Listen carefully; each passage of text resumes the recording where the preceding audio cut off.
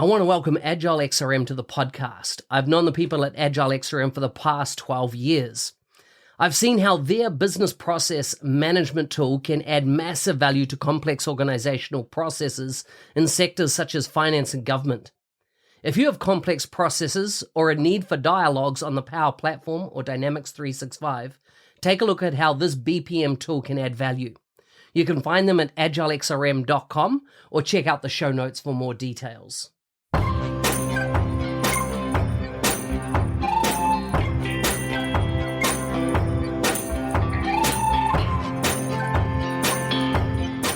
Welcome to the MVP Show.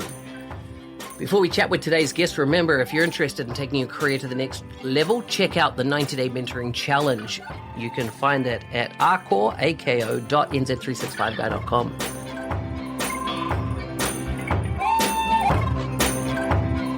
Now let's get on with the show. Today's guest is from London in the United Kingdom. She's a customer service lead at Avanade. She loves mentoring the underserved communities and has always been amazed with the power of technology and a killer eyeliner. Among her passions are family, Dynamics 365, makeup, and cake. She's the founder of the Power Platform School, who is currently looking for mentors and volunteers for February 2022. Please reach out to her if you are interested. Check her out on Twitter at TassieJA. I'm going to have to unpack that one. And her blog site is TriciaSinclair.com. Welcome to the show, Tricia Sinclair. Hi, Mark. Thanks for that. It was funny basically hearing you pronounce my Twitter handle. Yeah. So how do you pronounce it? TassieJA. TassieJ. What does it mean? My name, Tricia Alexandria Sinclair, and where I'm from, Jamaica. Right. Do you know Blair Sinclair? All us Sinclairs don't know each other. As in he is on RuPaul Drag Race, and that's where I've seen Blair Sinclair. And every time I hear your last name, I'm like, is she in RuPaul, like the US version? Yeah, I think she's in the US version of RuPaul, and she's like stunning and yeah, amazing. But I'll claim her in my family. I love it. So Jamaica, tell me about food, family, and fun and your Jamaican roots. Yeah, like I'm just sighing because it's been ages since I've been back. I actually last went back 2 years ago. And then when I came back, this happened, so I haven't been back. But yeah, I was brought up in Jamaica, and I went to what we call them like Ivy League schools, which basically means like it's a top tiered school because everyone competes for grades and stuff like that. So my school that I went to was actually in consistently the top school, which meant you had to get top marks to go there. So yeah, it was really competitive, but really quite fun. And that's, I think, how I've always kind of gone through life, just competing with everything, because that's just how I was brought up. But then I love food. Jamaican food is the best. Right? The best. Now, I can't cook some of my favorite food like oxtail. I love oxtail and rice and peas. And as in oxtail, as in the tail of a the tail of an ox. When it's like slow cooked, it falls off the bone, and it is the most precious and tasty and rich thing you could ever taste. It's so good, so yummy. And then like I can do fried chicken. I did try to do my fried chicken in an air fryer because that was all the rage, through to one of the community members, Allison. She made everyone buy an air fryer. I tried the fried chicken, and it just did not work. So I sent it back, but I do a really good rice and peas. Like I love my rice and peas. Nice. That's very cool. Now tell me about the best rum in the world. My absolute favorite rum is Appleton Estate Reserve, which basically is like after 5 years, they put it, so it kind of stops fermenting. And I don't know, I love it because it's sweet. I like sweet rum. Not all rum is sweet, but I love sweet rum. And that rum is actually Jamaican. I know, I think we've had this discussion over like white rum versus a dark rum and the different types of rum. But yeah, I love that one. I love the dark Appleton Estate rum. And I actually mix it with a rum punch. I always like, I know I just moved into a totally new flat, and it would be really funny to know that the only food that's in my fridge is grenadine, and orange juice, a pineapple juice, and I have a bottle of rum, which is all the ingredients that you need to make a good rum punch. Nice, nice, nice. That is so good. It's worth noting that shortly after meeting you, I think you supplied me with a bottle of rum. Yes. Yes, we did. It was actually Appleton Estate as well. Ray and Nephew is actually made in the same place as Appleton Estate. It's the same family. So cool, so cool. Tell me about what you've been doing with the Power Platform School. Oh, the Power Platform School is a labor of love, and I do say that very fondly. Well, it kind of stemmed from 2 years ago. Two things happened. Like we all went into lockdown, but then something really horrible happened in the States, which was the George Floyd murder, and that triggered a lot of things. For some, it was an eye-opening experience into what's always been there, but it was just so stark that they couldn't turn away from it. And for me, I was just tired. That being tired kind of basically made me like it triggered me to say, okay, I'm gonna do what I can. And when people are like, well, what can you do? Because like you march, and when you march, it's like, okay, but what changes? And I'm like, well, one of the ways that we can actually change things, and why this is happening is one, the perception of Black people, and then secondly, where Black people are. A lot of Black people seem to get stuck in lower socioeconomic positions, and it's due to the fact that the careers that they think they can aspire to, or that they can get, it's not really very ambitious. Because to be honest, I've seen it. Like your parents will expect you to sometimes be, oh, you're going to be a doctor, you're going to be a nurse, or just be a hairdresser, or just do this. And there's nothing wrong with that. But if a kid wants to do something and they're being told, no, don't do it, that is the problem. And I've seen that. So I'm like, that's how I'm going to give my, or affect my change. So in a way, that actually was my trigger to doing the Power Platform School. And how I did it, and what I wanted to do was, I wanted to do what I had in order to get into my position. And what I had was really great mentors who basically told me, like, this is what you need. And I didn't appreciate it at the time, because effectively what I was being told to do was to code switch. And I'll talk to you about code switching. But I was told to code switch. I was told to fit in. All of these things really helped to accelerate my career. The thing, though, is that it's not healthy, and I'll tell you why. What code switching is when you change your own behavior, change who you are to fit into another society, or the expectations of general society. So, how I speak, if you hear me talking to my mom, you might not recognize me. Right? A lot of people do it. And I don't think it's only for Black people. I think it's just anyone who wants to be understood. You change it for the majority group, right? And I've seen that. So mentoring was definitely a key part of helping me. But the other part of it is training. How, like, you have to go in and you have to kind of understand what you're doing, right? I spent a lot of my nights. I remember when I first started in tech, I would work till 2, 3 o'clock in the morning, a lot of the times.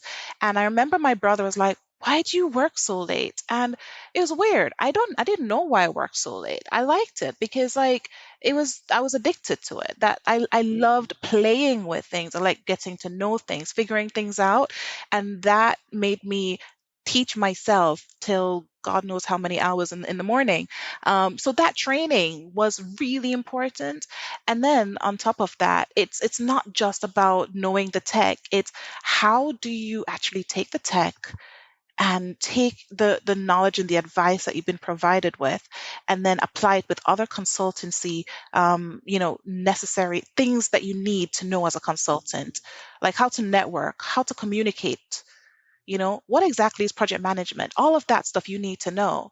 So I put it all together, and then we created this course around it. And then yeah, we put it out, and I think it's been very receptive. Mm-mm-mm. As in, so this is the powerplatformschool.com is where you can check it out, right? We'll make sure we put that in the show notes. And so you're looking for folks that can help facilitate, I assume, with you or work with the participants that come on the course? Yes, absolutely. So the first time we did it, we only did it in the UK, and what I did was I just voluntold everyone. So it was just like, I need someone to do app in a day. Can you do app in a day? And we got the trainers that way, and it was great. But it has grown. So now we're in the UK and we're in the US. We need mentors. We need people who can train. We need coaches because what we also find is some of the mentees, we call them mentees, they're not able to finish the labs during the week. So they try to get advice and support on a weekend when they're ready to pick back up the tools and trying to take their knowledge a bit further. And some even build out other apps, trying to take their knowledge and take what they've learned and apply it in another real world scenario. They need some help on a weekend.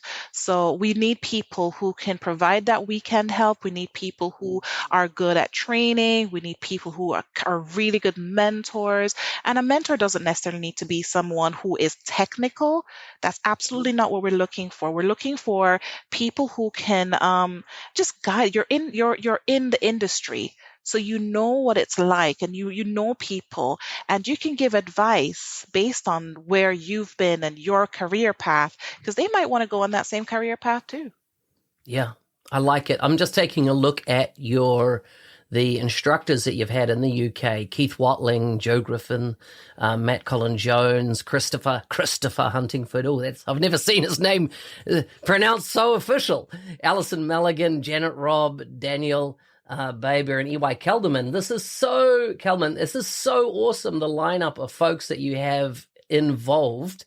And it's a testament, Tricia, to the amazing, amazing work that you're doing in the community. It's so awesome to see. Thank you. That's the thing. Like it's not just me. As I always point out that the PPS is actually, yeah, like I started it, but it would never be possible if people didn't come together to do it. Yeah, so good. I'm so pleased you took the opportunity and had that motivation to crank into it. It's so exciting. Tell me about your career. When I first met you although we were both living in London, I actually met you in Scotland, I think was the first time I met you. I think it was. Might not have been, but that's where it stands out in my mind. And you were presenting at, of course, the very first Scottish Summit. And I think we went out and had a good evening or two out there. And that's where I came across you. Tell me about your career from that point, because for me, it's been like your career seems to have launched into orbit since then. I'm not saying it's because you met me, but it's just like, at that time you're like, oh, you seem to be like, I think you were working at DXC at the time, coming out of eBix from memory. But you weren't like, and it's kind of like, boom, you've skyrocketed away. So tell us a bit about that journey the last couple of years. Yeah, I think I met you. When I met you, I think it was a first Scottish Summit. And I speak about this a lot because that was the first time I actually did a presentation that I felt happy with. if that makes sense. Sometimes you do presentations because your company makes you do it, and you just, reciting stuff, and that's fine. But this one, it was DevOps, and I love DevOps. I remember when I first fell in love with DevOps, and I kind of tried to bring that to it. And I remember us talking about AI, and that my degree was partially in AI and how we could use that. And I'm so happy that I am getting to use that, which is great. Um, and yeah, I think from then it's just been, I basically have been speaking a lot. So I took that opportunity after that. That feeling, when you give a really good session, you're like, oh, I want that feeling again. So then I resubmitted to a couple other, and like it grew and it grew, and then people started asking specifically for that session, and I'm like, okay, sure. So then I kept doing it. And then through that as well, you meet people. And that's one of the reasons that I liked to do it. I actually did it for two reasons. One, because like I want to meet people, because I am effectively, like, I'm alone in this country. It's myself and my mom. My dad's back in Jamaica, and my brother and my nieces. And it's us. It's just us, right? So like the community, effectively, they're my friends. They are who I turn to, who basically kind of make sure that I'm not stressing out, and I'm kind of keeping calm and everything. And that is an opportunity to hang out with my friends. Not only that, but in really cool countries. This was over 2 years ago, but really cool, really cool countries, right? I think we both spoke up in Norway, was it? We went to Yeah, Oslo, you and met my yeah. mom. I mean, like you went to dinner with my mom, because like I would bring her because she was in semi-retirement. So I took that opportunity. I would literally send her to the D365 Saturday page. I was like, Mom, where do you want to go?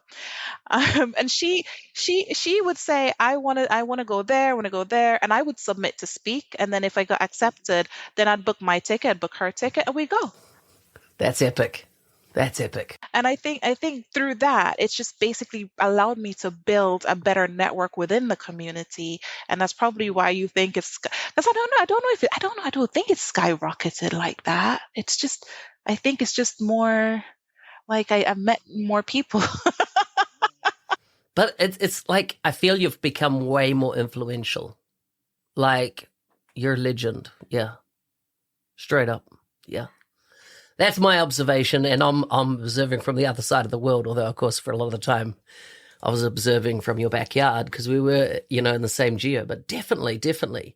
And of course, one of the other things that we haven't, when I introduced you, we covered some of the things that you love, makeup, cake. What did I miss? Because I know there's something I missed, and Makeup, dance, dance. Don't you love dancing? dance. Yeah, to be honest, I have not been able to dance in the last, I've just started dancing again. I dance on a Sunday again now. In fact, I actually tried to get a whole bunch of people in the community to come to dance with me. That was not successful, but I am still trying. I'm still trying. I love it. I love it. Tricia, have you done much with the call center as in work in your career? Yes, I actually started off my entire career, or my first job. Actually, no, my first job was a journalist. But when I came to the UK to put myself through school, I worked at the Egg Bank call center. Then I worked in the Welsh Water call center, and I also worked at the BT call center. I didn't know that, but I was meaning more like from a Dynamics 365 perspective. Have you been involved in any projects around call centers and omni-channel and things like that? Yes, I've been involved in several different projects. So, like, to be honest, throughout when I'm now at Avanade, but I before DXC, I was also at Avanade. So I'm what Avanadians would call a boomerang, which is like, you go and you come back and then you go. And whilst I was at Avanade, I'd consistently just worked at contact, like worked on like customer service opportunities and customer service projects, more related to the financial industry. But yeah, like that is where I learned a lot about implementing customer service. And also, to be honest, I did it whilst I was also at Outsourcery, which no longer exists. But I did a lot of contact center solutions there, especially with membership, and also with the health insurance. So those were the two main things that we did there. And then I've basically been able to kind of use the experience that I had working at Egg and Welsh and all that stuff to kind of, and also the implementation experience that I've had when I went to pre-sales. So when I was at DXC, I changed roles. Instead of being an architect, I became a pre-sales architect, which basically meant that you're kind of envisioning, everybody wants to see the art of the possible.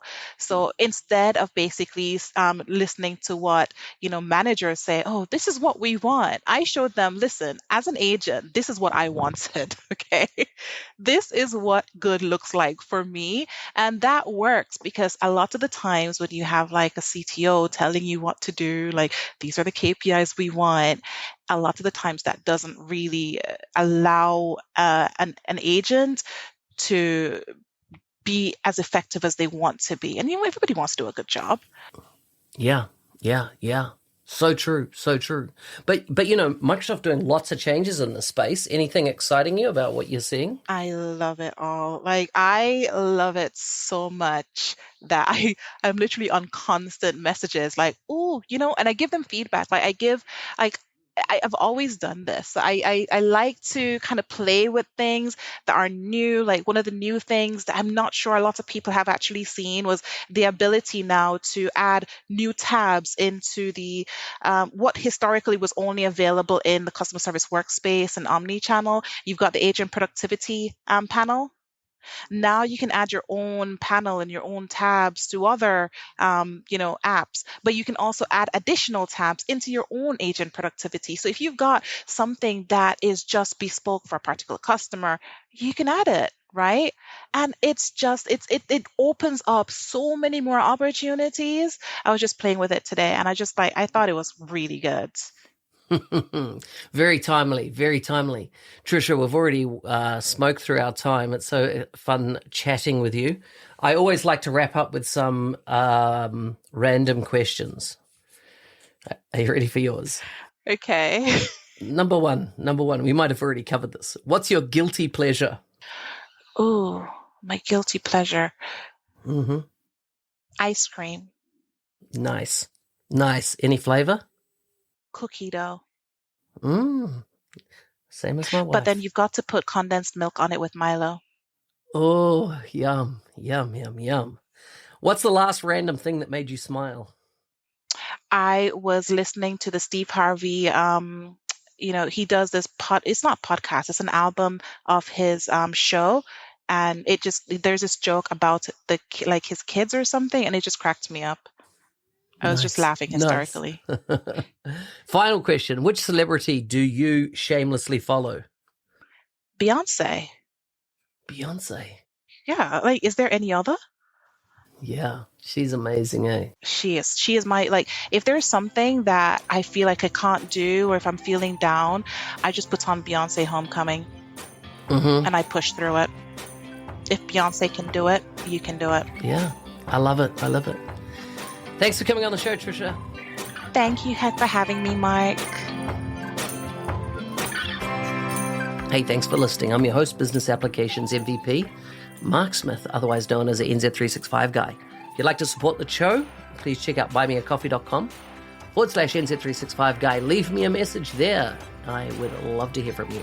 Thanks again. See you next time.